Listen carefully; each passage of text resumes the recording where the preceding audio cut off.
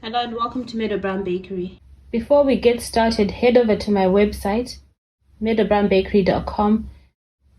Sign up if you haven't already done so, and then close the page. Go to the courses website where you'll find a list of courses available to buy on my website.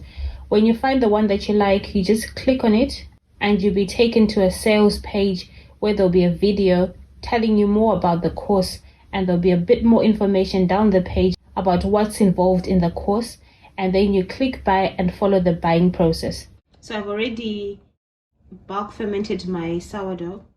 This was in the fridge resting, so I'm going to transfer it into my roaster. So I put a piece of greaseproof paper here so that it doesn't stick in the roaster.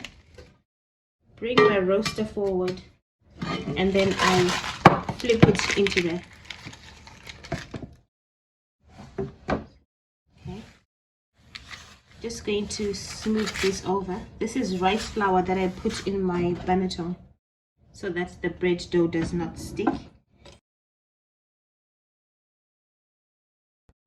And then I cover this, and this is going to go in the oven. This is cold.